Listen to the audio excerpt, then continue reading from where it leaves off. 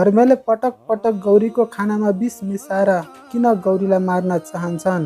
के धर्मेलाई गौरीको पेटमा भएको अरूको सन्तानलाई स्वीकार नसकेर धर्मेले गौरीको खानामा विष मिसाएर चाहिँ गौरीको पेटमा भएको बच्चालाई चाहिँ खेर फाल्न लगाउन लागेको हो त? यो कुरा चाहिँ गौरी र चौरेले थाहा पाएपछि गौरी र चौरेको के रियाक्सन होला? अब उक्त कुरा चाहिँ गौरीले थाहा पाएपछि गौरीले धर्मेलाई कस्तो सजाय देला त?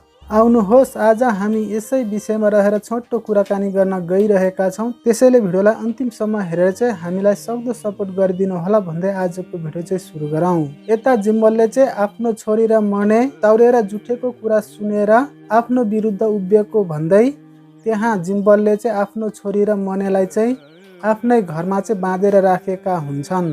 अनि त्यस पछाडि यता मने र जुनेले चाहिँ अब यो जिम्बलको हातबाट कसरी फुत्किने हो, यानि कि यहाँबाट कसरी फुत्किने हो भन्दै सरसल्लाह गर्छन् र त्यहाँबाट उनीहरू हात खुट्टा फुकाएर भाग्न पनि सफल हुन्छन्। उक्त दृश्य यता जिम्बलले थाहा पाएपछि जिम्बल चाहिँ छाँगाबाट खसेको जस्तै हुन्छन्। के अब मने र जुने कस्तो अवस्थामा फेला पर्ला त? के अब मने र जुनेले आफ्नै बुवामाथि फेरि बदलाको भावना राख्ला त? यता धर्मेले तोपेर कार्कीलाई कुटेको कुरा चाहिँ जिम्बलले थाहा पाएपछि जिम्बलले चाहिँ धर्मेलाई मार्नको निम्ति सिरदरलाई आदेश दिन्छन् र सहरबाट गुन्डाहरू बोलाउने तयारी गर्छन्।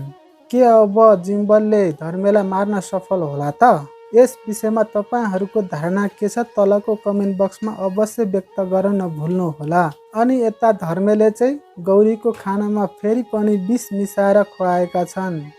के धर्मेले गौरीको पेटमा भएको अरूको बच्चा स्वीकार गर्न नसकेर खेर पठाउन लागेको हो त? उक्त कुरा चाहिँ गौरी र चौरेले थाहा पाएपछि गौरी र चौरेको चाहिँ कस्तो प्रतिक्रिया आउला त? के उनीहरूले धर्मेलाई सजाय दिन सफल होला त? यता जुठे भने जिम्बलको घरमा बसेको हुँदा, यानि कि जिम्बलले आफ्नो घरबाट निकाल्न खोजेको हुँदा जिम्बलको बन्दुक बनाउनमा बाध्य भएका हुन्छन्। यता चौरेले जिम्बलको बन्दुक नबनाऊ भनेर पहिला नै सरसल्लाह गरेका थिए, तर जुठेले बाध्यतामा परेर चाहिँ अहिले जिम्बलको बन्दुक बनाएका छन्। के अब त्यही बनाएको बन्दुकले फेरि जिम्बलले जुठेहरूप्रति नै प्रहार गर्ने त होइन?